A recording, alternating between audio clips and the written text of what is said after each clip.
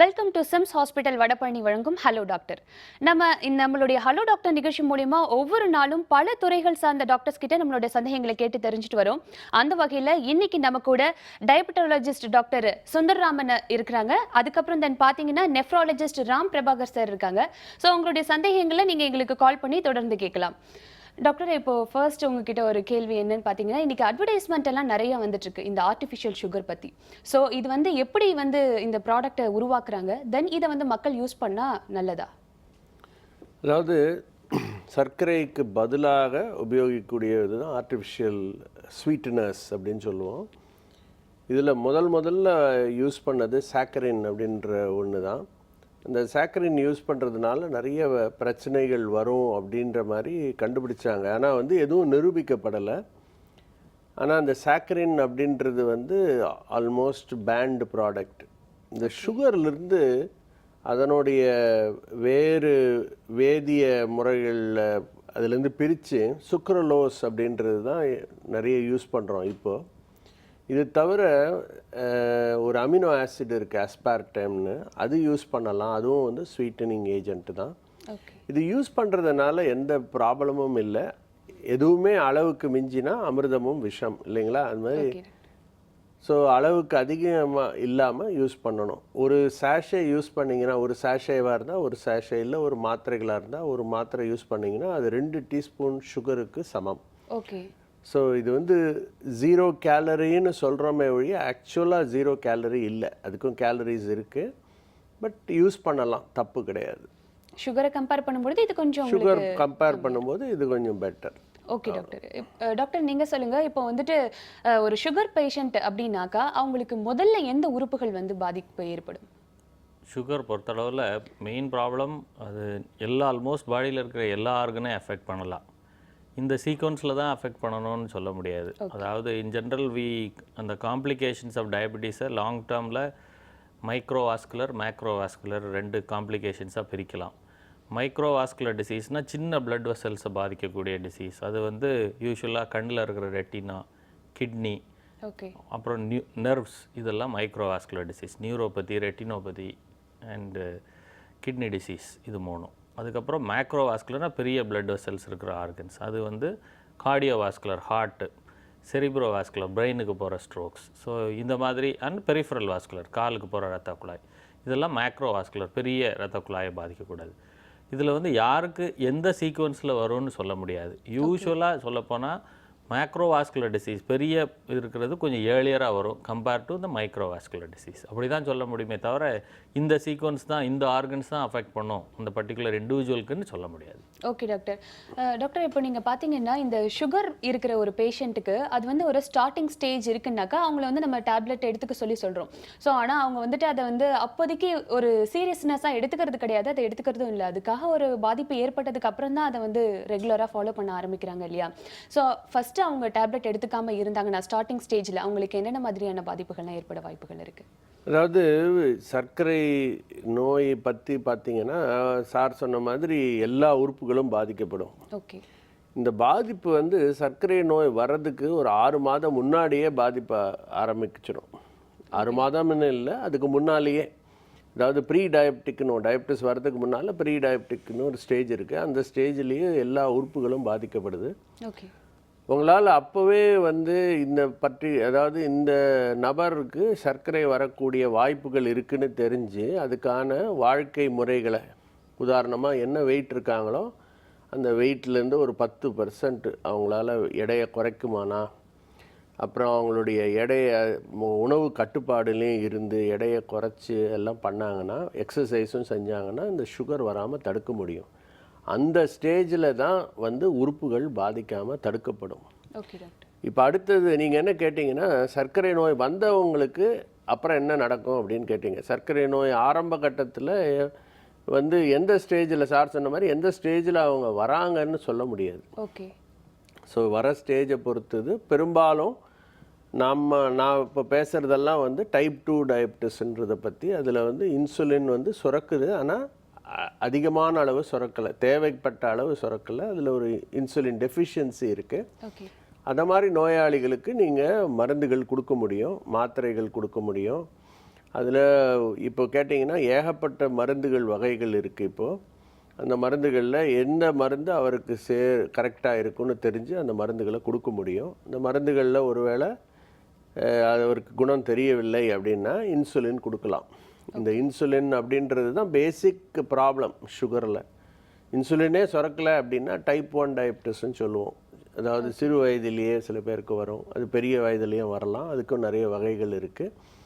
So பெரும்பாலும் insulin கொடுக்கறது தான் சர்க்கரை நோய்க்கு கரெக்டான சிகிச்சை. இன்சுலின் கொடுக்காம மருந்துகளும் கொடுக்க முடியும். மருந்துகள் மூலமாகவும் கட்டுப்பாடு செய்யலாம். ஓகே டாக்டர், கண்டிப்பாக நம்ம தொடர்ந்து பேசலாம். ஒரு நேயர் இருக்காங்க, பார்த்துடலாம். வணக்கம். Hello doctor. ஹலோ. வணக்கம் சார், எங்கேருந்து பேசுகிறீங்க? மேடம், நான் சுரேந்திரன், பெங்களூர்லேருந்து பேசுகிறேன். ஓகே, உங்களுடைய டவுட்டை நீங்கள் டாக்டர் கிட்ட கேட்கலாம். ஹலோ டாக்டர், இந்த சுகருக்கு ஆல்டர்னேட்டா இயற்கை முறையில் தயாரிக்கிற இந்த வெல்லம், பனை வெல்லம் இல்லை பனங்கற்கண்டு இந்த மாதிரி பொருட்களை உபயோகிக்கிறதால ஏதாவது அந்த சர்க்கரையை கட்டுப்படுத்த முடியுமா? அதாவது இப்போ இந்த பனை வெல்லம் நீங்கள் சொன்னீங்க இல்லையா, எல்லா நேச்சுரல் ப்ராடக்ட்ஸ் இல்லையா, இது எல்லாத்துக்குமே வந்து கிளைசிமிக் இண்டெக்ஸ் இருக்குது சார். கிளைசிமிக் இண்டெக்ஸ் அப்படின்னா ஒரு ஒரு ஒரு குறிப்பிட்ட பொருளை நம்ம சாப்பிட்றோம் அப்படின்னா அது எவ்வளோ வேகத்தில் அதனுடைய சுகருடைய அளவை கூட்டுது அப்படின்றது தான் கிளைசிமிக் இண்டெக்ஸ்னு.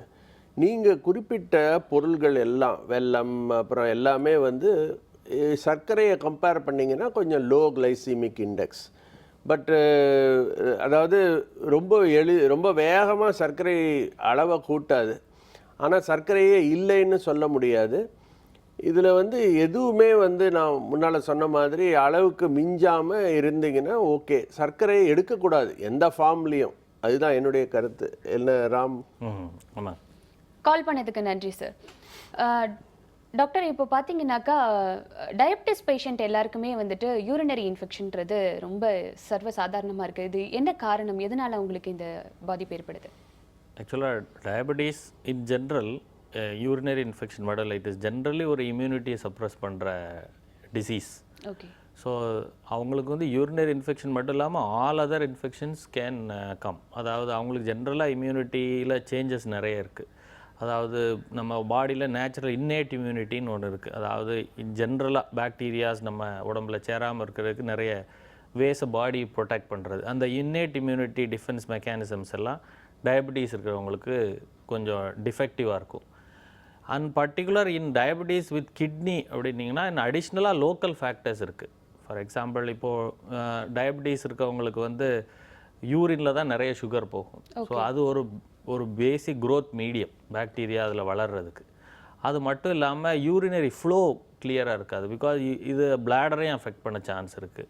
ஸோ பிளாடர் அஃபெக்ட் பண்ணும்போது பிளாடர் யூரினை நல்லா கிளியர் ஆகும்போது யூரின் ஸ்டேசிஸ் ஆகி போகுது. ஸோ அதுவும் ஒரு reason for increased urinary infection. அப்படி இல்லாமல்னா சில பேருக்கு யூரினில் பிளாக்ஸ் வரும், அடைப்பு வரும் பிகாஸ் ஆஃப் டயபெட்டிஸ்.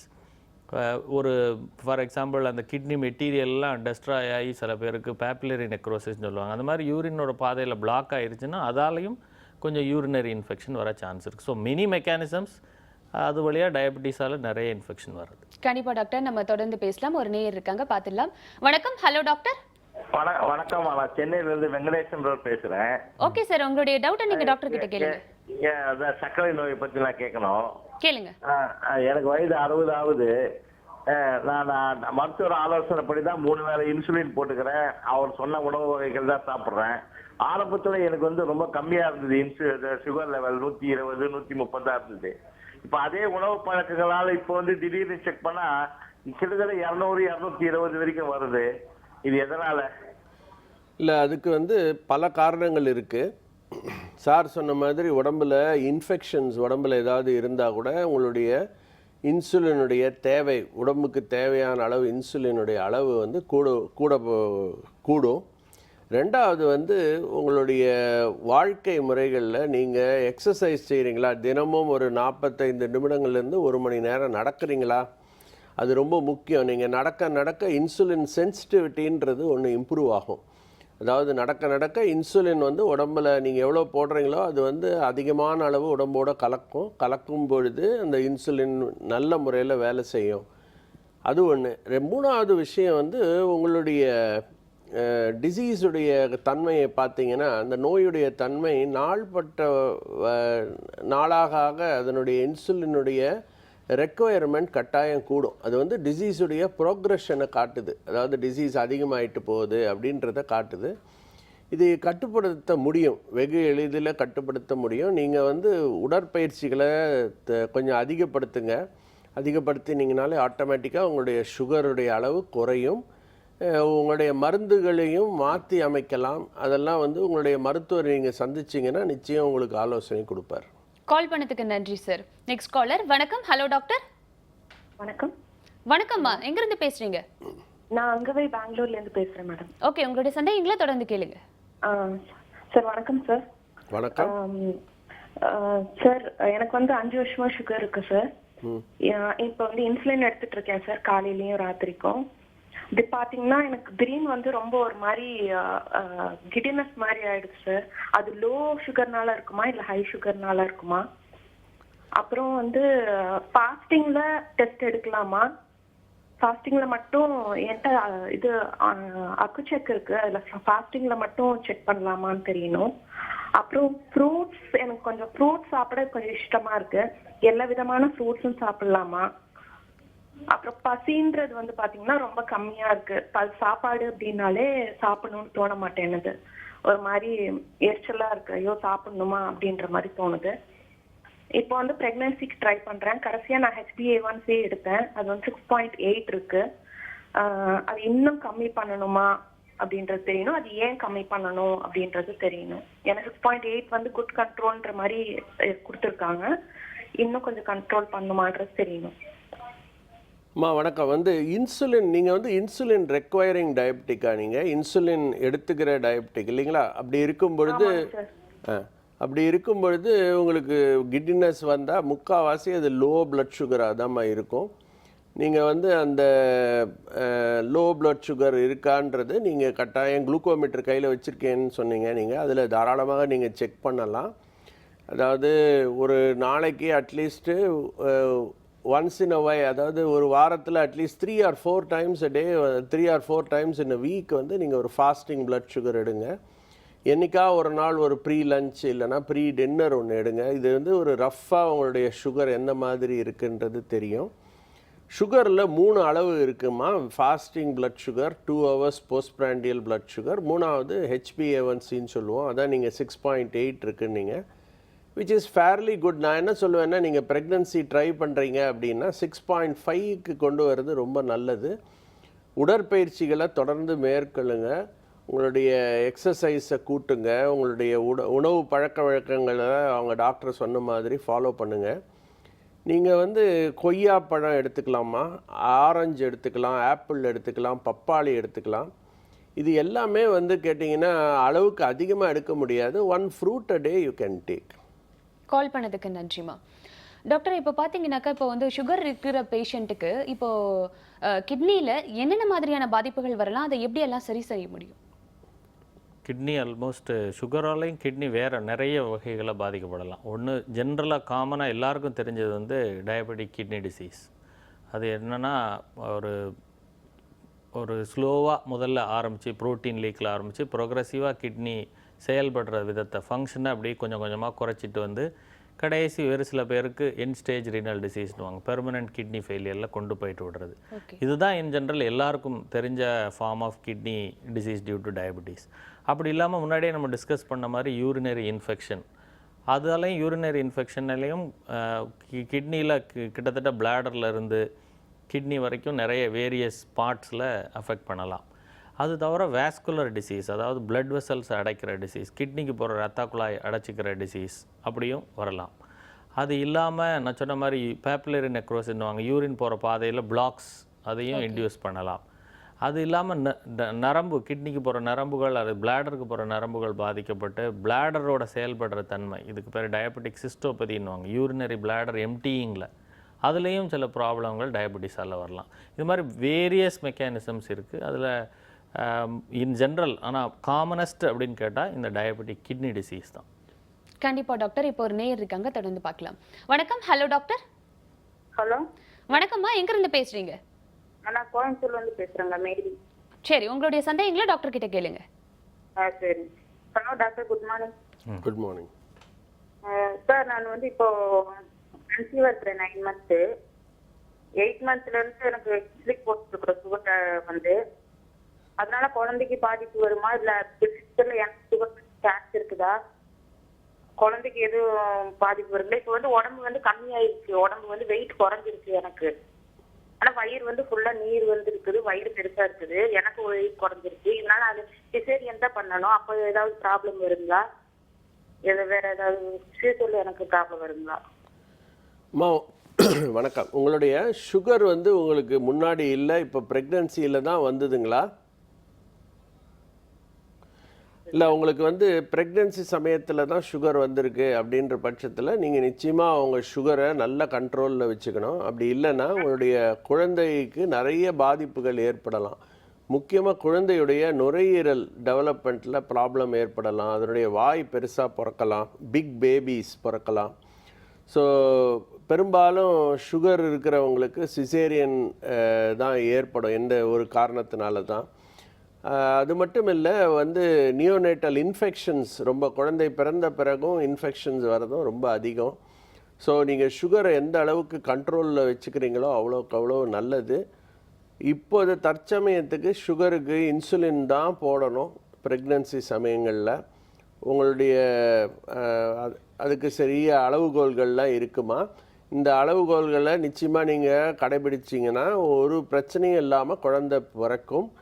குழந்தை பிறக்கும் பொழுதும் அதுக்கு சில உங்களுடைய மருத்துவர் நிச்சயமாக அதை பார்த்து கொள்வார்னு நினைக்கிறேன். நான் வந்து அதாவது உங்களுக்கு ப்ரெக்னன்சி சமயத்துலேயும் லேபர் சமயத்துலேயும் சரி, போஸ்ட் ஆப்ரேட்டிவ்லையும் சரி, எப்படி எந்த அளவு சுகர் இருக்கணும், எப்படி இன்சுலின் இன்ஃபியூஷன் கொடுக்கணும், அதுக்கெல்லாம் கைட்லைன்ஸ் இருக்குது. அது பிரகாரம் ஃபாலோ பண்ணாங்கன்னா ஒன்றும் பிரச்சனை இருக்காது, பயப்பட வேண்டாம். கால் பண்ணதுக்கு நன்றிம்மா. நெக்ஸ்ட் ஒரு காலர் இருக்காங்க, பார்த்துலாம் டாக்டர். வணக்கம். Hello doctor. ஹலோ வணக்கம்மா, எங்கேருந்து பேசுகிறீங்க? நான் வண்டலூர்லேருந்து பேசுகிறேங்க. எனக்கு 64 இயர்ஸ் ஆகுது. சொல்லுங்க, உங்களுடைய சந்தேகங்களை கேளுங்க தொடர்ந்து. 64 இயர்ஸ் ஆகுது. வெயிட் 38 தான் இருக்கேன். பிபி 210 200 இருக்கு. சுகர் வந்து 187 197 வருது. நைட் ஒரு தடவை போய் செக் பண்ண 253 இருந்ததுங்க. கிளைகோமெட்டு, டைல்மாஃபாட்டி எல்லாம் கொடுக்குறாங்க. அப்புறம் சிலியாட்டு, பிபிக்கு அதிகமாக இருக்கு, சில டேப்லெட்ஸ்லாம் சாப்பிட்றேன். பேக் பெயின் அதிகமாக இருக்கு. அவ்வளோதான். ஹலோ, உங்களுடைய இல்லைம்மா, நீங்கள் வந்து உங்களுடைய அளவுகள் எல்லாம் சொல்லலை. நீங்கள் உங்களுடைய கிட்னி எப்படிம்மா இருக்குது? உங்களோட யூரியா, கிரியாட்டினின் அப்படின்றது எல்லாம் பரவாயில்ல போகுது சார். 1.5 இயர்ஸா போகுது. நானும் சார் டாக்டர் தாமல் தீபம் தான் பார்க்குறேன். தீபத்தை தான் பார்க்குறது கொஞ்சம் நல்லா ஒரு 2 o'clock வரைக்கும் டார்க்காக எல்லாம் போகுது. அப்புறம் நைட்டுக்கு மேலே நார்மல் ஆகுது. இல்லைம்மா, நான் யூரின் என்ன கேட்குறேன்னா, அதாவது பிளட்டில் யூரியா, கிரியாட்டினின் அப்படின்னு கிட்னியோடைய ஃபங்க்ஷன் எப்படி இருக்குன்னு பார்க்கறதுக்கு சில குறிப்பிட்ட டெஸ்ட்டுகள் இருக்கு. பையன் வச்சிருக்கான் சார், அதெல்லாம் பார்க்கணும், எங்கே வச்சிருக்கான்னு தெரியல. உங்களோட டவுட் என்ன, உங்களோட சந்தேகம் என்ன?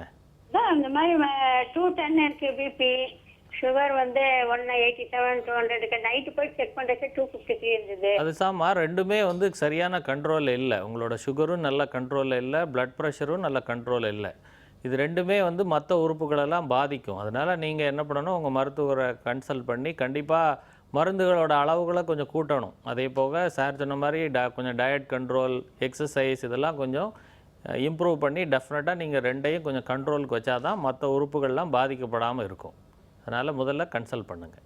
கால் பண்ணதுக்கு நன்றிம்மா. நம்ம இன்னும் ஒரு நிறைய விஷயங்களை பற்றி ஒரு சின்ன பிரேக்குக்கு அப்புறம் நம்ம டிஸ்கஸ் பண்ணலாம் டாக்டர். சிம்ஸ் ஹாஸ்பிட்டல் வடபழனி வழங்கும் ஹலோ டாக்டர் நிகழ்ச்சியில் ஒரு சிறிய விளம்பர இடைவேளைக்கு பிறகு மீண்டும் சந்திப்போம்.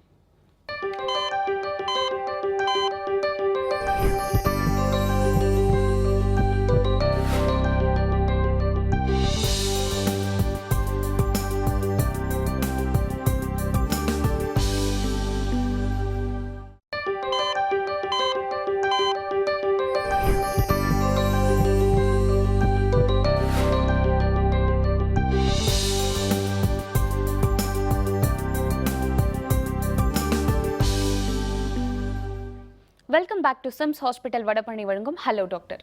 டாக்டர் நீங்க சொல்லுங்க, இப்போ வந்துட்டு சுகர்னால கிட்னில வந்து ஒரு மேஜர் ப்ராப்ளம் இருக்கிற ஒரு பேஷண்ட்க்கு உங்களுடைய ட்ரீட்மெண்ட்ஸ் எப்படி இருக்கும்? அவங்களுக்கு மாற்று சிறுநீரகம் தான் பொருத்தணுமா இல்லை இந்த மாதிரி? இல்லை, நான் முதல்ல சொன்ன மாதிரி கிட்னி வியாதி எல்லாருக்கும் ஒரே ஸ்டேஜில் வர்றதில்லை. எப்படி சார் சொன்ன மாதிரி சுகரும் ஆரம்பத்தில் ப்ரீ டயபெட்டிஸ் ஆரம்பித்து ப்ரோக்ரஷன் இருக்கிற மாதிரி டயபெட்டிக் கிட்னி டிசீஸ்ங்கிறது ஒரு ப்ரோக்ரஸிவ் டிசீஸ். அது வந்து முதல்ல it starts with minor protein leak, அதுக்கப்புறம் மேஜர் ப்ரோட்டீன் லீக், அப்புறம் வெறும் ப்ரோட்டீன் லீக்லேருந்து கிட்னி டிஸ்ஃபங்க்ஷன் ஆகிற ஸ்டேஜ். அதுக்கப்புறம் ப்ரோக்ரஸிவாக இன்க்ரீஸ் ஆகும். கிட்னி டிஸ்ஃபங்க்ஷன் இன்க்ரீஸ் ஆகி ஃபைனலாக it results in end stage. So ஆரம்பத்தில் சொன்ன மாதிரி ஓவரால் நீங்கள் டயபெட்டிஸால் கிட்னி பாதிப்பு எத்தனை பேருக்கு வரும்னு கேட்டால் ஒரு 10 இயர்ஸில் கிட்டத்தட்ட ஒரு 40%க்கு கிட்னி பாதிப்பு வர வாய்ப்பு இருக்குது. ஓகே. ஸோ அவங்க எந்த ஸ்டேஜில் நம்மக்கிட்ட வராங்கன்றதை பொறுத்து தான் அவங்களோட ட்ரீட்மெண்ட் ப்ரோட்டோக்கால். எல்லாருக்கும் இன் ஜென்ரல் எல்லாரும் பயப்படுறது வந்து டயபெட்டிஸால் கிட்னி ப்ராப்ளம் வந்த உடனே ரொம்ப பயந்துடுவாங்க. பயந்த உடனே என்ன ஆகுமோன்னு நினைப்பாங்க. பட் திருப்பியும் முன்னாடியே சொன்ன மாதிரி டயபெட்டிஸ் பீப்புள் வந்து if they control their sugars well, blood pressure well, modify அந்த life style, they can live long without any big problem. Only thing kidney disease கொஞ்சம் ப்ராக்ரெசிவ் டிசீஸ். அதுக்கேற்ற மாதிரி அவங்க பார்த்து கன்சல்டேஷன் பண்ணி சில மருந்துகளை மாடிஃபை பண்ண வேண்டியிருக்கும். டயட்டில் நிறைய சேஞ்சஸ் இருக்கும். அதெல்லாம் ஃபாலோ பண்ணிகிட்டே இருந்தாங்கன்னா ஏர்லி கிட்னி டிசீஸில் கண்டுபிடிச்சிட்டால் மேஜர் ப்ராப்ளம் ஒன்றும் இல்லாமல் நம்ம அவாய்ட் பண்ணிடலாம். அதை 100% நம்மளால கியூர் பண்ண முடியுமா? கியூர்னு கிடையாது. இப்போ நம்ம ஜென்ரலாக எல்லா மெட்டபாலிக் டிசீஸஸ்க்கும், for example sugar, blood pressure எல்லாமே குரானிக் டிசீசஸ். இது எதுக்குமே கியூர்னு ஒன்று கிடையாது. பட் இது எல்லாம் கண்ட்ரோல் பண்ணிக்கலாம். They will have to life long live with diabetes தான். ஒன்ஸ் டயக்னோஸ் பண்ணதுக்கப்புறம் கண்டிப்பாக மெடிசனை நிப்பாட்டிட்டு நான் மெடிசனே சாப்பிடாத ஒரு ஸ்டேஜுக்கு போக முடியும்னா கண்டிப்பாக போக முடியாது. அது தொடர்ந்து அவங்க மருந்துகள் சாப்பிடணும், டயட் கண்ட்ரோலில் இருக்கணும். But they can leave. அவங்களோட லைஃப் ஸ்பேன் பாதிக்கப்படாது. அதாவது அவங்க எவ்வளோ வருஷம் இருப்பாங்கன்றது பெருசாக சேஞ்ச் ஆகாது இஃப் தே ஆர் இந்த கண்ட்ரோல்லாம் ஃபாலோ பண்ணால். கண்டிப்பாக டாக்டர். டாக்டர் இப்போ பார்த்தீங்கன்னா ப்ரெக்னென்சி டைமில் நிறைய பெண்களுக்கு வந்துட்டு இந்த சுகர் ப்ராப்ளம் இருக்குது. அது எதனால் அந்த டைமில் மட்டும் ஏற்படுது? சில பேருக்கு அது கண்டினியூ ஆகுது, சில பேருக்கு அதோட ஸ்டாப் ஆகிடுது ஒரு ப்ரெக்னென்சி ஆஃப்டர் ப்ரெக்னென்சிக்கு அப்புறம். ஸோ இது எதனால் ஏற்படுது டாக்டர்? இல்லை உங்களோட ஸ்டேட்மெண்ட் ஒத்துக்க மாட்டேன். எல்லாருக்கும் டயபெட்டிஸ் வராது. டயபெட்டிக் ப்ரோன் இண்டிவிஜுவல்ஸ்ன்னு இருக்குமா, அதாவது உங்களுடைய பரம்பரையில் இந்த சுகர் இருக்குமானா அவங்க தாயாருக்கு இருந்திருந்தா அந்த மாதிரி உங்களுக்கு ஜெனட்டிக் ஃபேக்டர் ரொம்ப முக்கியம். உங்கள் வெயிட் அதிகமாக இருந்து உங்களுக்கு ஏற்கனவே வந்து டயபெட்டோஜெனிக் ப்ரொஃபைல்னு சொல்லுவோம், அந்த மாதிரி இருந்தால் உங்களுக்கு மெட்டபாலிக் அப்னார்மாலிட்டிலாம் வரக்கூடிய அதாவது ப்ரெக்னன்சி அப்படின்றது வந்து ஒரு ஹைப்பர் மெட்டபாலிக் ஸ்டேட். எல்லாமே வந்து 2 பேர், நீங்கள் வந்து ஒரு ஆள் இல்லை, 2 உயிர்கள் இருக்குது இல்லையா. உங்களுக்கு அந்த உயிருக்கு தேவையான மெட்டபாலிசம் உடம்புல எல்லா மெட்டபாலிசமே கூடும். அப்போ வந்து அதுக்கு தேவையான சில ஹார்மோன்ஸ் எல்லாம் சுரக்கும். அதெல்லாமே வந்து கொஞ்சம் சுகரை கூட்டும். இது நீங்கள் நார்மலான இண்டிவிஜுவலாக இருக்கும் பொழுது வராது. உங்களுக்கு அந்த மாதிரி தன்மை இருக்குமானா வரும்.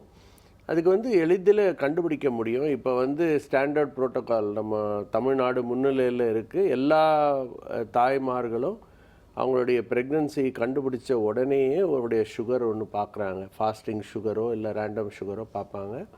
அதுக்கு பிறகு 20 இல்லது 24வது வாரம், அதாவது 5லிருந்து 6 மாதம் ஒரு வாட்டி, அப்போ ஒரு வாட்டி பார்ப்போம். அப்போ வந்து குளுக்கோஸ் கொடுத்துட்டு கூட ஒரு குளுக்கோஸ் டாலரன்ஸ் டெஸ்ட் மாதிரி பண்ணி பார்ப்பாங்க உங்களுக்கு சுகர் இருக்கா இல்லையான்னு. சுகர் இருக்குது அப்படின்னு தெரிஞ்சதுன்னா அதுக்கு உடனடியாக இன்சுலின் தான் கொடுக்கணும். சில மருந்துகள் இருக்குது, ஆனாலும் இன்சுலின் கொடுக்கறது தான் ஸ்டாண்டர்ட் ப்ரோட்டோக்கால். அதை கொடுப்போம். அந்த இன்சுலினை கொடுத்து அவங்களுடைய ப்ரெக்னன்சியை நல்ல முறையில் அவங்களையும் சரி குழந்தையும் நல்ல முறையில் வச்சுக்க முடியும். யூஸ்வலாக ப்ரெக்னன்சி இன்டியூஸ் டயபெட்டிஸ், கெஸ்டேஷனல் டயபெட்டிஸ்ன்னு சொல்லுவோம், ஜிடிஎம்னு. ஓகே. இது வந்து ப்ரெக்னன்சி குழந்தை பிறந்த உடனே மறைந்து விடும். ஸோ அதில் பார்த்தீங்கன்னா அட்லீஸ்ட் ஒரு 40% அவங்களுக்கு சுகர் வர்றதுக்கான வாய்ப்புகள் இருக்குது. ஸோ அவங்க சுகர் இருந்து மறைஞ்சு போனால் கூட 6 மாதங்களுக்கு ஒரு முறை அவங்களுக்கு சுகர் வந்துடுச்சான்றதை பார்த்துக்கிட்டே இருக்கணும். நான் முதல்ல சொன்ன மாதிரி இதனுடைய லைஃப் ஸ்டைல் தான் ரொம்ப முக்கியம். லைஃப் ஸ்டைல் மாடிஃபிகேஷன் இல்லாமல் எதுவுமே கிடையாது. எடையை கட்டுப்பாட்டில் வைக்கணும், உடற்பயிற்சிகள் செய்யணும். அதெல்லாம் செஞ்சீங்கன்னா சுகர் வராமல் தடுக்க முடியும். கண்டிப்பாக டாக்டர். நம்ம தொடர்ந்து பேசலாம். ஒரு நேயர் இருக்காங்க. வணக்கம். Hello doctor. ஹலோ வணக்கம். எங்கேருந்து பேசுகிறீங்க? ஹலோ ஹலோ, நீங்க பேசுறது கேக்குது. நீங்க எங்க இருந்து பேசுறீங்க? மேடம், நான் மதுரையில இருந்து பேசுறேன். சரி, உங்களுடைய டவுட்டை நீங்க டாக்டர் கிட்ட கேட்கலாம். Good morning doctor. Morning. Good morning. Doctor, my name is Rani. I am 43 actually. பாத்தீங்கன்னா ஒரு 15 years I am having diabetic. Hello, சொல்லுங்க சொல்லுங்க சொல்லுங்க. now what happened na, my both the left leg la ஒரு pain start பண்ணிச்சு. அந்த pain என்ன ஆயிடுச்சுன்னா கொஞ்ச நாள் ஆகாத அந்த கீழே அந்த பாதம் எல்லாம் அப்படியே இந்த பர்னிங் சென்சேஷனோட இருக்கு. அண்ட் இப்போ என்னன்னா 24/7 எனக்கு லெஃப்ட் லெக்ல ஒரு பெர்மனன்ட் பெயின். அது என்ன சொல்லிட்டாங்க டாக்டர்ஸ்லாம், இது வந்து டயபெட்டிக் நியூரோபதி அப்படின்ட்டாங்க. So I am taking this நர்வப்போடி, கெபாட்டின் இந்த மாதிரி டேப்லெட்ஸும் என்னோட சுகர் டேப்லெட்டோட சேர்த்து கொடுத்துருக்காங்க. இதுக்கு வேற எதுவும் ஆல்டர்னேட் இல்லையா டாக்டர்? அதுக்கு அந்த மசில் ஸ்டிஃப்னஸ் இதெல்லாமே வந்துருது. இல்லைம்மா, நீங்கள் உங்கள் டாக்டர் சொன்ன மாதிரி உங்களுடைய பிரச்சனை டயபெட்டிக் பெரிஃபரல் நியூரோபதி. இதுக்கு வந்து நிறைய மருந்துகள் இருக்குது. நீங்கள் சொல்கிற மாதிரி நீங்கள் ஒரு சில மருந்துகள் மட்டும் பேர் சொன்னீங்க. அதை தவிர சில சிகிச்சைகளும் இருக்குது. அதெல்லாம் நீங்கள் யூஸ் பண்ணிங்கன்னா உங்களுடைய ப்ராப்ளம் ஓரளவுக்கு குறையும். உங்களுடைய கால் வலி எல்லாம் பற்றி சொன்னீங்க. வலி வந்து எரிச்சல், கால் குத்தல், இல்லை மதப்பாக இருக்கிறது தான் பெரிஃபரல் நியூரோபதி. வலி இருக்குது அப்படின்னா உங்களுக்கு சார்கோட்ஸ் ஃபுட் இருக்கா, அது மாதிரி எல்லாம் பார்க்கணும். இது வந்து ஒரு எக்ஸ்ரே எடுத்து பார்த்து ஆர்த்தோபெடிஷனையும் பார்த்தீங்கன்னா அந்த போனுடைய ஆர்கிடெக்சர் ஏதாவது மாறி இருக்கா, உங்களுடைய ஆர்ச் எல்லாம் எப்படி இருக்குது, இதெல்லாமும் பார்க்கணும். இதில் ஏதாவது ப்ராப்ளம் இருந்தால் தான் வலிகள் ஏற்படும். யூஸ்வலாக வலியை விட அதாவது மதப்பு தன்மை, எரிச்சல்கள், அதாவது நைட் தூங்க விடையாமல் இருக்கிறது, இதெல்லாம் தான் வந்து டயபெட்டிக் பெரிஃபரல் நியூரோபதியில் காமன். பட் டயபெட்டிக் பெரிஃபரல் நியூரோபதிக்கு நிறைய மருந்துகள் இருக்குமா. நீங்கள் நினைக்கிற மாதிரி 1-2 மருந்துகள் மட்டும் இல்லை. உங்களுடைய மருத்துவரை நீங்கள் சந்திச்சிங்கன்னா நிச்சயமாக உங்களுக்கு அதுக்கான ஆலோசனை கொடுப்பார். கால் பண்ணதுக்கு நன்றிமா. Next caller. வணக்கம். Hello doctor. ஹலோ, வணக்கம். பேசுறேங்க. ஓகே, உங்களுடைய டவுட்டை நீங்க டாக்டர் கிட்ட கேட்கலாம். Hello doctor. சொல்லுங்க. Good morning doctor. நான் திருப்பூர்ல இருந்து பேசுறேங்க. சரிங்க. சார், என் பொண்ணுக்கு வந்து 18 years ஆச்சுங்க. காலேஜ் ஃபர்ஸ்ட் இயர் படிக்கிறான். அவளுக்கு ஆக்சுவலா போன வருஷத்துல இருந்து ஒரு கை வலிக்குது, இல்ல இந்த கை வலிக்குது, இந்த கால் வலிக்குதுன்னு மாத்தி மாத்தி சொல்லிட்டே இருந்தாங்க. நான் ஒரு ஓவரால் டெஸ்ட் பண்ணுங்க. சரிங்க. அதுல பாத்தீங்கன்னா சுகர் வரக்கூடிய வாய்ப்பெல்லாம் இருக்கு. வெயிட் வந்து 75 above இருக்கிறாங்க. அதனால குறைங்க அப்படின்னு சொன்னாங்க சார். சரிங்க. இப்ப ஹாஸ்டல்ல எல்லாம் கூட விடல, வீட்டுல இருந்து தான் போயிட்டு இருக்காங்க. நான் எந்த மாதிரி பண்ணா வெயிட் லாஸ் சீக்கிரம் பண்ணலாம், பட் டைமிங் ரொம்ப பத்த மாட்டேங்குதுங்க சார் அவளுக்கு காலேஜ் போயிட்டு வர்றதுனால. எந்த மாதிரி பண்ணி ஃபுட்டுல குறைக்க முடியும், வெயிட்டை குறைக்கணும், எனக்கு ஃபர்தரா அவளுக்கு சுகர் வரக்கூடாதுங்க சார். அந்த மாதிரி எனக்கு ஏதாவது ஐடியா கொடுங்க சார். இல்லை, உங்களுடைய அதாவது உங்களுக்கு உங்களுடைய கணவர் 2 பேருக்கும் சுகர் இருக்காமா? எங்க மாமியாருக்கு இருக்குங்க. சரிங்க. அதாவது அது வந்து ஜெனட்டிக் ஃபேக்டர். அவங்க யாருக்காவது இருந்தால் அவங்களுடைய குழந்தைக்கு வர்றதுக்கான வாய்ப்புகள் கூட. நீங்கள் ரொம்ப மிக கடினமான ஒரு கேள்வி கேட்டீங்க, எடை குறைப்பது எப்படின்னு. எனவே முயற்சி செய்யலாம். அதாவது என்னென்னா மிக மிக முக்கியம் வந்து உடற்பயிற்சிகள் தான். நீங்கள் டைம் இல்லை அப்படின்னா வீட்டில் அது ஒரு ஸ்டேஷ்னரி சைக்கிள் அது மாதிரி ஏதாவது வச்சாவது அவங்கள எக்ஸசைஸ் பண்ண வைங்க. டைம் இல்லைன்னு சொல்லாதீங்க. நிச்சயமாக 45லேருந்து 1 மணி நேரம் எக்ஸசைஸ் செய்யலாம். அவங்கள வந்து ஒரு ஜிம், உடற்பயிற்சி நிலையத்தில் கொண்டு போய் சேர்த்து அது மூலமாக கூட நீங்கள் அவங்க உடற்பயிற்சிகள் சரியான முறையில் செஞ்சு எடையை குறைக்கலாம். அதுதான் வந்து மிக மிக முக்கியம். உணவு பற்றி கேட்டீங்க. உணவில் வந்து நம்ம பெரும்பாலும் அரிசி சார்ந்த உணவு தான்மா எடுக்கிறோம். அந்த அரிசியுடைய அளவை கொஞ்சம் குறைக்கலாம். நீங்கள் எவ்வளோ சாதம் எடுக்கிறீங்களோ அது மாதிரி 3 மடங்கு காய்கறிகளை எடுத்து ஜென்ரலாக நீங்கள் அது மாதிரி சாப்பிட்டீங்கன்னா நல்லது. உங்களுடைய கார்போஹைட்ரேட் அளவை கொஞ்சம் குறைச்சிக்கலாம். வந்து மிக மிக முக்கியம் 18 வயசு அப்படின்னும் பொழுது எனக்கு டயட்டை விட நான் என்ன சொல்லுவேன்னா எக்ஸசைஸ் தான் முக்கியம். அதுக்கு டைமை எப்படியாவது ஏற்படுத்துங்க. ஏதாவது ஒரு நேரத்தில் அவங்கள உடற்பயிற்சி செய்ய வைங்க. நிச்சயமாக எடை குறைக்க வாய்ப்புகள் இருக்குது. நன்றிம்மா கால் பண்ணதுக்கு. Next caller. வணக்கம். Hello doctor. ஹலோ, வணக்கம். எங்க இருந்து பேசுறீங்க? மேம், நான் ரெடியூஸ்ல இருந்து பேசுறேன். என்னோட நேம் ஆர் நிமி. ஓகே, உங்களுடைய டவுட்டை நீங்க ராம் பிரபாகர் டாக்டர் கிட்ட கேட்கலாம். Good morning sir. Good morning sir, எனக்கு வந்து 29 ஆகுது. ஸோ எனக்கு வந்து சுகர் இருக்குன்னு சொல்லியிருந்தாங்க. நேற்றுக்கு போய் நான் சுகர் டெஸ்ட் பண்ணதுக்கு ஃபர்ஸ்டிங்கில் வந்து 180 இருந்தது. அது சாப்பிட்டதுக்கு அப்புறம் வந்து 216 இருக்குதுங்க சார்.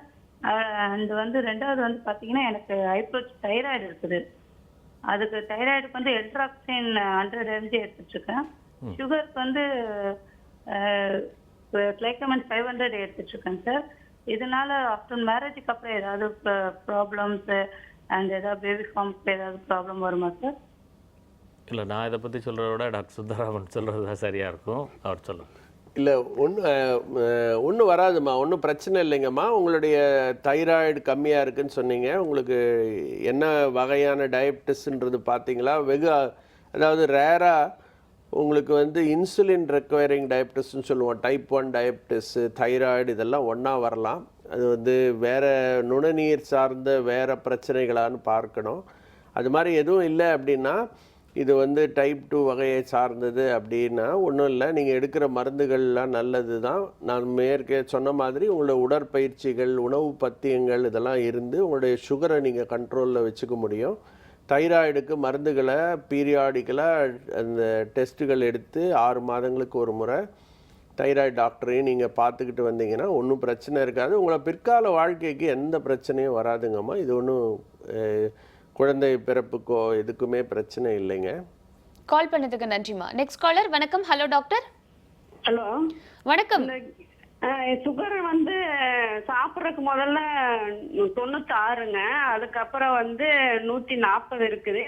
வயிற்றுல சரியான வலி இருக்கு, முதுகுல வலிங்க, ஒரு ஒத்த கால் வந்து வீங்கிக்குது. உங்களோட ப்ரெஷர்லாம் நல்லா இருக்காமா? ப்ரெஷர் எல்லாம் நல்லா இருக்குங்க சார். சரி, ஒரு கால் தான் வீங்கி இருக்குங்களா, 2 காலும் வீங்கி இருக்கா? லெஃப்ட் சைடு மட்டும் ஒரு கால் மட்டும் வீங்கிக்குதுங்க சார். ரொம்ப இழுத்து பிடிக்குது. அது இல்லாம சிட்டிய ஊறுகாய் சாப்பிட்டவங்க கூட அந்த யூரின் போற இடத்துல எல்லாம் பூரா புண்ணாயிருதுங்க சார். அதாவது ஒன்று, உங்களுடைய சுகர் அளவுகள் நல்லா இருக்குது.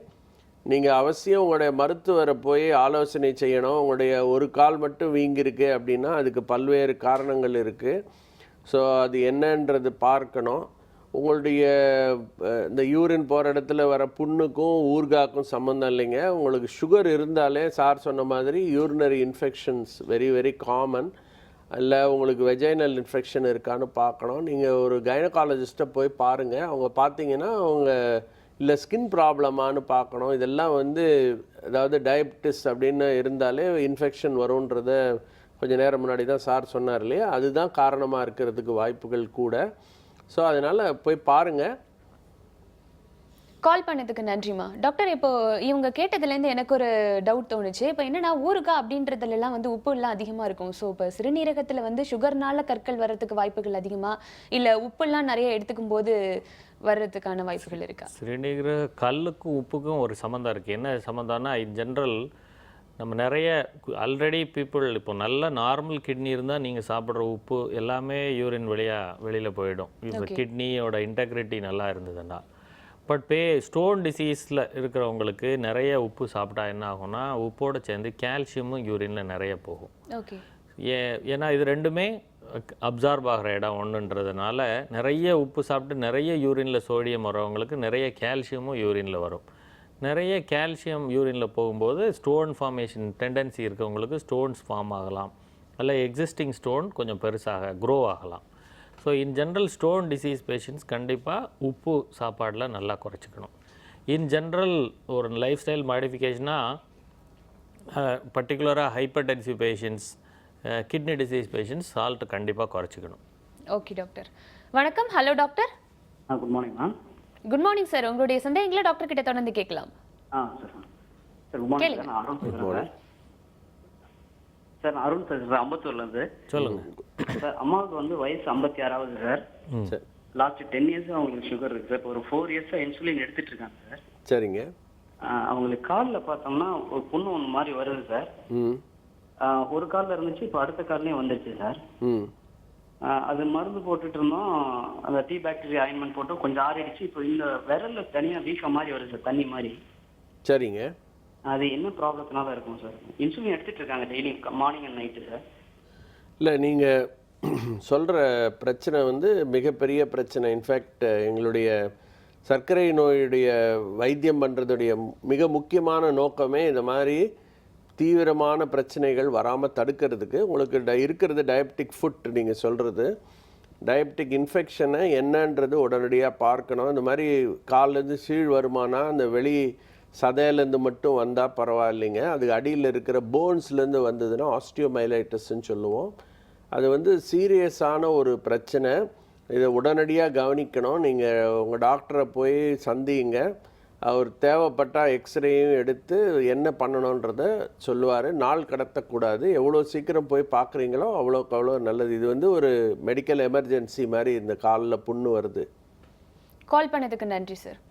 நம்ம இன்னும் நிறைய விஷயங்களை பற்றி ஒரு சின்ன பிரேக்கு அப்புறம் தொடர்ந்து டிஸ்கஸ் பண்ணலாம் டாக்டர். சிம்ஸ் ஹாஸ்பிட்டல் வடபழனி வழங்கும் ஹலோ டாக்டர் நிகழ்ச்சியில் ஒரு சிறிய விளம்பர இடைவேளை.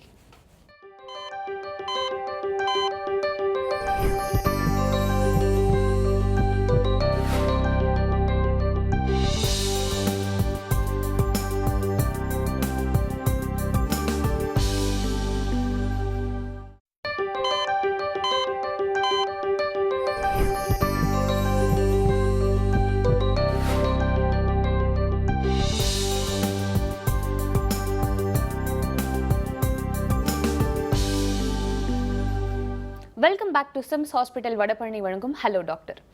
டாக்டர், இப்போ பார்த்தீங்கன்னாக்கா இன்சுலின் யூஸ் பண்ணியே ஆகணுன்ற சில பேஷண்ட் இருப்பாங்க. ஸோ அவங்களுக்கு வந்துட்டு இன்ஜெக்ஷன் மூலிமா போட்டுக்கிறதுல கொஞ்சம் பயம் இருக்கும். ஸோ அதுக்கு பதிலாக வேறு ஏதாவது மூலிமா நம்ம அந்த இன்சுலின் எடுத்துக்க முடியுமா? அதுக்கான வாய்ப்புகள் இருக்கா? இன்சுலின் வந்து பல்வேறு ரூபத்தில் கொடுக்கலாம். கன்வென்ஷனலாக நீங்கள் எடுக்கிற இன்ஜெக்ஷன்ஸு, அது பென் மூலமாக கொடுக்கலாம். இன்ஹலேஷனல் இன்சுலின்னு இருக்குது. அதாவது மூக்கில் இப்போ ஆஸ்மா நோயாளிகள்லாம் ஸ்ப்ரே அடிச்சுப்பாங்க பாருங்கள், அது மாதிரி கொடுக்க முடியும். அந்த இன்ஹலேஷனல் இன்சுலினில் ஒரே ஒரு பிரச்சனை என்னன்னு கேட்டிங்கன்னா, இந்த இன்ஜெக்ஷன் போடுற அளவுக்கு அவ்வளோ ப்ரெடிக்டபுளாக இருக்காது. லங் டிசீஸ் ஏற்கனவே இருந்துச்சுன்னா அந்த இன்ஹலேஷனல் இன்சுலின் வந்து பெரிய அளவில் யூஸ் பண்ண முடியாது. அது மட்டும் இல்லை, அதுக்கு யூஸ் பண்ண வேண்டிய டிவைசஸ் இவ்வளோ பெருசு இருக்கும். அது யூஸ் பண்ணுறது ரொம்ப கடினமான ஒரு விஷயந்தான். இப்போ புதுசாக ஒரு 10 நாள் முன்னால் ஒரு கான்ஃபரன்ஸ் நடந்தது அமெரிக்காவில். அதில் வந்து ஓரல் இன்சுலினை பற்றி ஒரு மிகப்பெரிய கண்டுபிடிப்பு ஏற்பட்டிருக்கு. இப்போ வரைக்கும் வந்து இது அதாவது மனுஷங்களுக்கு கொடுத்து ட்ரை பண்ணலை அவங்க. இதை வந்து ஓரல் இன்சுலினை ரேட்ஸுக்கு கொடுத்துருக்காங்க. அது வந்து புது முறையில் கொடுத்துருக்காங்க. ஒரு கேப்சூல் மாதிரி ஒன்று முழுங்கினா அது போய் வயிறு உள்ளே போய் இன்டெஸ்டைன்ஸில் போய் அது ஒட்டிக்கிட்டு தேவையான அளவு எப்படி இன்சுலின் சுரக்குதோ அது மாதிரி கொடுக்கறதுக்கான ஒரு டெக்னாலஜியை கண்டுபிடிச்சிருக்காங்க. இது இன்சுலின்னு இல்லை, பல்வேறு மருந்துகளையும் இது மூலமாக கொடுக்க முடியும். அதாவது நார்மலாக இன்சுலின் அப்படின்றது வந்து ஒரு ஹார்மோன். அது டேப்லெட்டாக பண்ண முடியாது. என்ன ப்ராப்ளம்னா, அது வயிற்றில் இருக்கிற ஆசிடிக் என்விரான்மெண்ட் அது எரிச்சிரும். அதையும் தாண்டி இன்டெஸ்டைனில் போய் தான் அது வேலை செய்யணும். அந்த டெக்னாலஜி கண்டுபிடிச்சிருக்காங்க இப்போது. ஸோ இது மூலமாக ஓரல் இன்சுலின் வரும் அப்படின்னு நிச்சயமாக சொல்ல முடியும். எவ்வளோ நாள் ஆகும் அப்படின்றது தெரியாது. பட் ஆனால் இது இன்னும் பிரபலமாக நடைமுறைக்கு இல்லை இப்போ தான் கண்டுபிடிச்சிருக்காங்க இல்லையா. இன்னும் ஒரு ப்ராபப்ளி ஒரு 3-4 வருஷத்தில் இதை பற்றி இன்னும் நிறைய சொல்லலாம். கண்டிப்பாக டாக்டர். டாக்டர், இப்போ பார்த்தீங்கன்னா நமக்கு கிட்னியில் வந்து ப்ராப்ளம் இருக்கா இல்லையா அப்படின்றத நம்ம வந்து ஜட்ஜ் பண்ணிக்கிறதுக்கு என்னென்ன மாதிரியான சிம்டம்ஸ் இருக்கும்போதே நம்மளை வந்து ப்ரொடெக்ட் பண்ணிக்க முடியும்? இல்லை, மோஸ்ட் ஆஃப் த கிட்னி வியாதியோட ப்ராப்ளம் என்னென்னா டுவர்ட்ஸ் த எண்ட் ஸ்டேஜ் தான் சிம்டம்ஸ், அறிகுறிகளே வர ஆரம்பிக்கும். ஓகே. ஸோ இன் ஜென்ரல் இப்போ டயபெட்டிஸால் கிட்னி பாதிப்பு எனக்கு இருக்கா இல்லையான்னு தெரிஞ்சுக்கிறவங்களுக்கு அந்த அறிகுறிகளுக்காக வெயிட் பண்ணுறது கூட நல்லது இல்லை. இப்போது ஜென்ரல் ரெக்கமெண்டேஷன் இப்போ என்னென்னா, கிட்னி ப்ராப்ளம் இருக்கான்னு கண்டுபிடிக்கணும்னா முதல்ல பேசிக் யூரின் டெஸ்ட் எடுக்கணும். யூரினில் ப்ரோட்டீன் எதுவும் இருக்கா இல்லையான்னு பார்க்குறது டெஸ்ட். அப்புறம் யூரியா கிரியேட்டின் கிட்னி ஃபங்க்ஷனை அசஸ் பண்ணுற டெஸ்ட். அது இல்லைன்னா ஸ்ட்ரக்சரலாக கிட்னி நல்லா இருக்கான்னு பார்க்குறதுக்கு அல்ட்ராசவுண்ட் ஸ்கேன். இந்த 3 செஞ்சாலே உங்களுக்கு கிட்னி ப்ராப்ளம் இருக்கா இல்லையான்னு தெரியும். இது யார் செஞ்சுக்கணும்? எஸ்பெஷலி டயபெட்டிஸ் அப்படின்னா சுகர் இருக்கவங்க எல்லாம், டைப் 2 டயபெட்டிஸ் இருக்கவங்க எல்லாம் டயக்னோசிஸே பண்ணணும். டயக்னோசிஸ்னால் எப்போ அவங்களுக்கு டயபெட்டிஸ்னு தெரிய வருதோ அப்போவே பண்ணிடணும். ஏன் அப்போ பண்ண சொல்கிறேன்னா, ஒரு 5%, 5% பேருக்கு அந்த டயபெட்டிஸை கண்டுபிடிக்கும் போதே கிட்னி ப்ராப்ளமே இருக்கிறதுக்கு வாய்ப்பு இருக்குது. அதுக்கப்புறமா எப்போ நான் பண்ணிக்கணும்னு சொன்னால், வருஷம் ஒரு வாட்டி கண்டிப்பாக அவங்க வந்து அவங்களோட பேசிக் இதே மாதிரி இது ரொம்ப பெரிய செலவாகிற டெஸ்ட் இல்லை. ஸோ ஈஸியாக சிம்பிளாக கிட்னி பாதிக்கப்பட்டிருக்கா இல்லையான்னு ஈஸியாக அந்த டெஸ்ட் மூலமாக கண்டுபிடிச்சிடலாம். அறிகுறிகள்னு பார்த்தா கிட்னி வியாதியால் அறிகுறிகள் வர்றது கால் வீக்கம், ரொம்ப தொங்கத்தை போட்டால் நடந்தால் ரொம்ப கால் வீக்கம் வராது வாய்ப்பு இருக்குது. யூரினோட அளவு குறையிறது வாய்ப்பு இருக்குது. யூரின் ரொம்ப நுரையாக போகிறது, ப்ரோட்டீன் நிறைய போகிறச்சே அந்த சோப்பு நுரை மாதிரி யூரின் போகும். ஓகே. ஸோ இந்த மாதிரி யூரின் போகிறது, இல்லை அடிக்கடி யூரின் போகிறது, அல்லது யூரினில் போகும்போது ரொம்ப வலி இருக்கிறது, இல்லை ரத்தம் கலந்து யூரின் போகிறது, இதெல்லாம் தான் ஜென்ரல் அறிகுறிகள். ஓகே டாக்டர், நம்ம தொடர்ந்து பேசலாம். ஒரு நேர் இருக்காங்க, பார்த்துடலாம். வணக்கம். Hello doctor. சொல்லுங்க மேடம். வணக்கம்மா, எங்கிருந்து பேசுறீங்க? நாங்கள் பெரம்பலூர்ல இருந்து பேசுறோங்க மேடம். சரி, உங்களுடைய சந்தேகங்களை தொடர்ந்து டாக்டர் கிட்ட கேளுங்க. சரி. வணக்கம் டாக்டர். வணக்கம். இது எங்க ஹஸ்பண்ட் வந்து 5 வருஷமா சுகர் இருக்குங்க சார். கிட்னியில வந்து நீர் கட்டி இருக்கு அப்படின்னு சொல்றாங்க. அது என்னங்க சார், ஆப்ரேஷன் பண்ணி எடுக்கலாங்களா இல்லை கரைக்கலாங்களா? இல்லை, கிட்னியில் நீர் கட்டி இருக்குன்னா உங்கள் குடும்பத்தில் வேறு யாருக்காவது இந்த நீர் கட்டி வியாதி உண்டா? இல்லைங்க சார், அது மாதிரிலாம் இல்லைங்களே. கிட்னி வேலை செய்கிறது வந்து நல்லா இருக்குதுன்னு சொல்கிறாங்களா? வேலை செய்யறது வந்து ஆஃபீஸில் ஒர்க் பண்ணுறாங்க. இல்லை, கிட்னி வேலை செய்கிற அளவு, அந்த கிட்னி ஃபங்க்ஷன் 0.8 இருக்குங்க சார். ஓகே. அந்த நீர் கட்டியை வந்து சிடி ஸ்கேன் மூலமாக ப்ரூவ் பண்ணாங்களா இல்லை அல்ட்ராசவுண்ட் பண்ணாங்க? சிடி ஸ்கேனில் தான் ப்ரூவ் பண்ணது. சரி, அதில் வந்து சிம்பிள் சிஸ்ட்டுன்னு சொல்லியிருக்காங்களா இல்லை காம்ப்ளெக்ஸ் சிஸ்ட்டுன்னு சொல்லியிருக்காங்களா? ஏன்னா நீர் கட்டி வேறு வேறு மாதிரியாக இருக்கலாம் கிட்னியில். அதில் வந்து சிம்பிள் சிஸ்ட்டுங்கிறது ரொம்ப சாதாரணமாக, இப்போது ஒரு 100 பேருக்கு ரோட்டில் போகிறவங்களை ஸ்கேன் பண்ணாலே ஒரு 4-5 பேருக்கு இருக்க வாய்ப்பு இருக்குது. அது ஒன்றுமே பண்ணாது. சிம்பிள் சிஸ்ட்டுக்கு நம்ம ஒன்றும் செய்ய வேண்டாம். அதை ப்ரூவ் பண்ணுறதுக்கு ஆனால் வெறும் அல்ட்ராசவுண்ட் ஸ்கேன் போதாது. சிம்பிள் சிஸ்ட்டுங்கிறத சிடி ஸ்கேன் மூலமாக ப்ரூவ் பண்ணி கிட்னி ஃபங்க்ஷன் நல்லா இருந்ததுன்னா நம்ம ஒன்றும் பண்ண வேண்டிய அவசியம் இல்லை. பட் வருஷம் ஒரு ஸ்கேன் பண்ணி அதோட ரேட் ஆஃப் க்ரோத் மட்டும் பார்த்துக்கணும். ரொம்ப அதிகமாகுதா, அதே அளவுக்கு இருக்கா, இல்லை சைஸ் இன்க்ரீஸ் ஆகுதா, இல்லை காம்ப்ளிகேட்டிங் ஃபேக்டர்ஸ் அதுக்குள்ளே வேறு எதுவும் சேஞ்சஸ் இருக்கா, அந்த சிஸ்டோட சைஸ் அதிகமாகிறதா, அதோட வால் திக்னஸ் அதிகமாகுதா, இன்டர்னலி அந்த சிஸ்ட்டுக்குள்ளே சேஞ்சஸ் வருதான்னு பார்த்துக்கணும். பட் காம்ப்ளெக்ஸ் சிஸ்ட்டுன்னு ஒரு வெரைட்டி இருக்குது. அதாவது சிடி ஸ்கேன் பண்ணும்போது அந்த இன்டர்னலாக சேஞ்சஸ் இருக்கிறதெல்லாம் காம்ப்ளெக்ஸ் சிஸ்ட். அந்த மாதிரி காம்ப்ளெக்ஸ் சிஸ்ட் இருந்தால் சர்ஜரி பண்ண வேண்டியிருக்கும். ஸோ உங்களோட டாக்டர் தான் அதோட பெஸ்ட்டு முடிவு பண்ணுறது. வெறும் சிம்பிள் சிஸ்டா காம்ப்ளெக்ஸ் சிஸ்டான்னு பொறுத்து அதுக்கு என்ன ட்ரீட்மெண்ட்னு முடிவு பண்ணுறது. கால் பண்ணதுக்கு நன்றிம்மா. Next caller. வணக்கம். Hello doctor. ஹலோ வணக்கம்மா, உங்களுடைய பெயர் எங்கிருந்து பேசுறீங்க? வணக்கம், நாங்கள் தஞ்சாவூர்லேருந்து பேசுகிறோம். ஓகே, உங்களுடைய டவுட்டை நீங்கள் டாக்டர் கிட்ட தொடர்ந்து கேட்கலாம். வணக்கம் டாக்டர். வணக்கம். எனக்கு வயசு 41 ஆகுது. இது இப்போ எனக்கு 2 மாதத்துக்கு முன்னாடி கர்ப்பப்பை எடுத்தாங்க, டெஸ்ட் ஆப்ரேஷன் பண்ணாங்க. சரிங்க. அப்போ எல்லாம் ஃபுல் டெஸ்ட் எடுத்தப்ப சுகர் உங்களுக்கு 170 இருக்கு, பார்டரில் இருக்கு அப்படின்னு சொன்னாங்க. அதுக்கப்புறம் 1 வாரம் ஆஸ்பத்திரியில இருந்து மறுபடியும் டிஸ்சார்ஜ் ஆகாம டெஸ்ட் பண்ணிட்டு அதே அளவு தான் இருக்கு அப்படின்னாங்க. சரிங்க. மறுபடியும் இப்போ அதோட வந்து டேப்லெட்லாம் வேணாம், நீங்க சாப்பாடு கண்ட்ரோல் பண்ணிக்கங்க அப்படின்னாங்க. இப்போ 1 மாசம் கழிச்சு திரும்ப டெஸ்ட் பண்ணேன். அப்ப 113 இருக்குன்னு சொல்றாங்க. சரிங்க. எவ்வளவு நாளைக்கு ஒரு டெஸ்ட் எடுக்கணும்? அப்ப சுகர் எவ்வளவுதான் சாப்பாட்டுக்கு அப்புறம் இருக்கணும்? நீங்க சொல்லுங்க டாக்டர். உங்களுக்கு இருக்கிறது வந்து ப்ரீ டயபெட்டிக் ஸ்டேஜ்மா. அதாவது வெறும் வயிற்றில் இருக்கிற சுகர் வந்து 100 மில்லிகிராமுக்கும் கீழே இருந்துச்சுன்னா உங்களுக்கு சுகர் இல்லை. 100லிருந்து 125 வரைக்கும் இருந்துச்சுன்னா ப்ரீ டயபெட்டிஸ்ன்னு சொல்லுவோம். 126க்கு மேலே இருந்தால் உங்களுக்கு டயபெட்டிஸ் வந்துருச்சுன்னு சொல்லுவோம். சரிங்க. அதாவது இது வந்து சர்க்கரை நோய்க்கு 3 அளவுகள் இருக்குமா. ஒன்று வந்து ஃபாஸ்டிங் பற்றி சொன்னேன். போஸ்ட் பிராண்டியல் பிளட் சுகர்னு இருக்குது. அதாவது நீங்கள் சாப்பிட ஆரம்பித்து கரெக்டாக 2 மணி நேரத்தில் பண்ண வேண்டிய சுகர். அது 140 வரைக்கும் இருந்துச்சுன்னா அது நார்மல்மா. 140லிருந்து 200 வரைக்கும் இருந்தால் அது வந்து ப்ரீ டயபெட்டிஸு. 200க்கு மேலே இருந்தால் டயபெட்டிஸ்மா. அதே மாதிரி 3வது அளவுகோல் HbA1cன்னு சொல்லுவோம். அது வந்து ஆவரேஜ் பிளட் சுகர், அது கிளைகாசிலேட்டட் ஹீமோகுளோபின்னு பேர். அது வந்து 6.5% இருக்குமானா அது உங்களுக்கு டயபெட்டிஸ் அப்படின்னு சொல்லுவோம். 5.7லிருந்து 6.4 வரைக்கும் ப்ரீ டயபெட்டிக். 5.7க்கு கீழே இருக்குமானா உங்களுக்கு சுகர் இல்லை. இதாம்மா வந்து வேர்ல்டு ஃபுல்லாக ஃபாலோ பண்ணுற கைட்லைன்ஸு. இதை பார்க்கும்பொழுது உங்களுக்கு இன்னும் சுகர் வரதுக்கான வாய்ப்புகள் இருக்குது. நான் முன்னாலேயே சொன்ன மாதிரி உங்களுடைய முக்கியமானது லைஃப் ஸ்டைல் மாடிஃபிகேஷன். உங்களுடைய எடையை நீங்கள் குறைச்சி இப்போ என்ன எடை இருக்கீங்களோ அதில் 10% அளவுக்கு எடையை குறைச்சிங்கனாலே உங்களுடைய நோய் வராமல் தடுக்க முடியும். மற்றும் உடற்பயிற்சிகளோட கூட உணவு கட்டுப்பாடுலையும் நீங்கள் இருக்கணும். கால் பண்ணதுக்கு நன்றிம்மா. Next caller. வணக்கம். Hello doctor. ஹலோ வணக்கம் சார். வணக்கம் மேடம். வணக்கம் சார். உங்களுடைய டவுட்டை நீங்கள் டாக்டர் கிட்ட தொடர்ந்து கேளுங்க. Hello sir. வணக்கம் சார். வணக்கம். சார் என்னோட ஏஜ் பார்த்தீங்கன்னா இப்போ 30 ஆகுது சார். சரிங்க. எனக்கு இப்போ டயபெட்டிக்ஸ் வந்துடுச்சு, சுகர் எல்லாம் இருக்கு. எனக்கு ரொம்ப கால் அடிப்பாகம் வந்து முள்ளு குத்துற மாதிரி ரொம்ப கொடாயுதுங்க சார். ரொம்ப அது என்ன ப்ராப்ளம்னே தெரியல சார் அது. சரிங்க. இது ஒன்றும் இல்லைங்க. இது உங்களுக்கு இருக்கிறது டயபெட்டிக் பெரிஃபரல் நியூரோபத்தின்னு சொல்லுவாங்க. காலில் இருக்கிற நரம்புகளுக்கு தேவையான ஒரு சில சத்து பொருள்கள் வந்து சர்க்கரை நோயில் இல்லாமல் போயிடும். அது மட்டும் இல்லை, சுகருக்கு நாங்கள் பெரும்பாலும் யூஸ் பண்ணுற இந்த மெட்ஃபார்மின் ஒரு வகையான மருந்து விட்டமின் B12ன்ற சத்தை அப்சார்ப்ஷனை கம்மி பண்ணும். இந்த 2 காரணங்கள்னாலையும் கால் எரிச்சல், இந்த பெரிஃபரல் நியூரைட்டிஸ் வரலாம். ஸோ இதுக்கு எளிதான முறையில் வைத்தியம் செய்ய முடியும். வைத்தியம் செஞ்சீங்கன்னா இந்த ப்ராப்ளம் இல்லாமல் போயிடும். ஆனால் உங்கள் சுகர் வந்து கண்ட்ரோலில் இருக்கணும் சார். கால் பண்ணதுக்கு நன்றி சார். Next caller. வணக்கம். Hello doctor. வணக்கம். வணக்கம் சார்.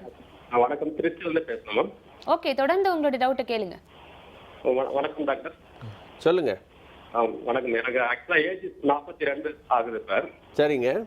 ஓகே. இப்போ சுகர் இப்போதான் செக் பண்ணோம். பட் செக் பண்ணும்போது கொஞ்சம் அதிகமாக இருந்தது. பாஸ்டிங் வந்து 257 இருந்தது. சரிங்க. போஸ்ட்பான் வந்து 459 இருந்தது. சரிங்க.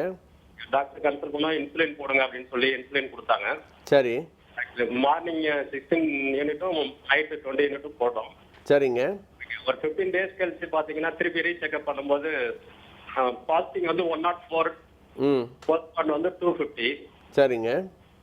திருப்பி ஒரு டேப்லெட் கொடுத்தாங்க. திருப்பி டேப்லெட் பண்ணிக்கன்னு சொல்லி டேப்லெட் வாக்கிங் போயிட்டு இருக்கேன். காலைல 50 மினிட்ஸ் வாக்கிங் போயிட்டு இருக்கேன். சரிங்க. இப்ப அது ஃபாலோ பண்ணி இன்னொரு ப்ராப்ளம் எனக்கு என்ன, முதுகுல தசை பிடிப்பு மாதிரி வந்துச்சு டாக்டர். சரிங்க. அது ஒண்ணே சரி, இன்னொரு டாக்டர் கன்சல்ட் பண்ணி அவர் ஆர்த்தோ ஸ்பெஷலிஸ்ட் பார்த்தோம். அவங்க மெடிசன் கொடுத்துருக்காங்க, பிசியோ கொடுத்துட்டு இருக்காங்க. சரிங்க. ஹலோ. சொல்லுங்க. பிசியோ கொடுத்துட்டு இருக்காங்க டாக்டர். அது என்னன்னா எரிச்சல் குத்தல் பயங்கரமா இருக்கு முதுகுல. சரி. அது வந்து சுகர்னால வருதா இல்ல இந்த ஆர்த்தோ ப்ராப்ளத்தினால வருதா என்னன்னு கொஞ்சம் டவுட். இல்லை, அதாவது உடம்புல உங்களுக்கு சுகர் இருக்குது. சுகர் வந்து இன்னும் கண்ட்ரோலில் வரல. வெறும் வயிற்றில் தான் நீங்கள் நார்மல் ஆகிருக்குன்னு சொன்னீங்க. போஸ்ட் பிராண்டியில் தான் சாப்பிட்ட பிறகு 250 இன்னும் சொன்னீங்க. அது ரொம்ப அதிகம்தான். உங்களுடைய மருந்துகளை மாற்றி கொடுக்கணும். கூட டேப்லெட்ஸ் கொடுத்துருக்காங்கன்னு சொன்னீங்க. ப்ராபப்ளி இன்னும் ஒரு 2-3 மந்த்ஸில் குறைய வாய்ப்புகள் இருக்குது. உங்களுடைய முதுகு வலின்றது வந்து சுகர்னால் வர வாய்ப்பு இல்லைங்க. நீங்கள் வந்து நிச்சயமாக ஆர்த்தோபெடிஷனை பார்த்து உங்களுக்கு ஆர்த்தோ சம்பந்தமான பிரச்சனைகள் இருக்கான்னு பாருங்கள். அதில் எதுவும் இல்லை அப்படின்னா ஜென்ரலாகவே உங்களுடைய உடம்பில் இந்த பெயினுடைய சென்சிட்டிவ், அதாவது அதோடைய தெர்ஷோல்டுன்னு சொல்லுவோம், அந்த தெர்ஷோல்டு வந்து கொஞ்சம் கம்மியாக போயிடும் சுகரில். ஸோ அதனாலேயே உடம்பு வலிகள், கை கால் உடம்பு ஃபுல்லாகவே வலிக்கிறதுக்கு வாய்ப்புகள் இருக்குது. அதுக்கு மருந்துகள் இருக்குது சார். அந்த தெர்ஷோல்டை கூட்டி விட்டால் சரியாயிடும். அது ஒன்றும் பிரச்சனை இல்லை. நன்றி சார். Next caller. வணக்கம். Hello doctor. ஹலோ வணக்கங்க. வணக்கம்மா. உங்களுடைய பேர் எங்கேருந்து பேசுகிறீங்க? அனிதா, ஆர்னிலேருந்து பேசுகிறேங்க. ஓகே, உங்களுடைய சந்தேகங்களை தொடர்ந்து டாக்டர்கிட்ட கேளுங்க. ஹலோ வணக்கம் டாக்டர். வணக்கங்க. என்னுடைய ஹஸ்பண்ட்க்கு சுகர் இருக்குங்க. எங்கள் மாமனார் மாமியாருக்கும் சுகர் இருக்கு. சரிங்க. எனக்கு 2 பெண் குழந்தைங்க. குழந்தைங்களுக்கு சுகர் வரதுக்கு வாய்ப்புகள் இருக்கா? அவங்களுக்கு வந்து சுகர் வராமல் இருக்கிறதுக்கு ஸ்வீட்ஸ்லாம் கொடுக்கக்கூடாதா, இல்லை எப்படி குழந்தைங்களுக்கு வராமல் இருக்கிறதுக்கு சொல்லுங்க. இல்லைம்மா, அதாவது உங்களுக்கு சுகர் இல்லை இல்லையா? இல்லைங்க. உங்களுடைய கணவருக்கு இருக்கு, அவருடைய தாய் தந்தையருக்கு இருக்கு, அப்பாவுக்கு இருக்கு. சரிங்க. அதாவது அவங்க எல்லாருக்கும் நீங்கள் சொன்ன நபர்கள் எல்லாருக்குமே வந்து டைப் 2 டயபிட்டிஸாமா? அதாவது மருந்து மாத்திரைகள் எடுக்கக்கூடிய வகையை சார்ந்ததா? இல்லை, அதாவது இன்சுலின் போடுறாங்க. ஓகே. முதல்ல இருந்தே போடுறாங்களா, இப்போ தற்சமயம் தான் போடுறாங்களா? 10 வருஷமா தான் இருக்கு அவங்களுக்கு. இப்பதான் ஒரு 2 வருஷமா தான் போடுறாங்க. ரைட்டுமா. அதாவது உங்களுடைய கேள்விக்கு நேரடியான பதில் சொல்ல முடியாது. ஆனால் இன்சுலின் ரெக்வயரிங் டயபிட்டிஸ், அதாவது சின்ன வயதிலிருந்தே ஒருத்தருக்கு சுகர் இருக்குமானால், 2 பேருக்கும் இருக்குமானால், அதாவது கிட்டத்தட்ட 25% அவங்களுடைய சந்ததி இருக்குது அந்த நோய் வரதுக்கு வாய்ப்புகள் இருக்குது. டைப் 2 டயபிட்டிஸில் வந்து பல்வேறு காரணம் இருக்குது.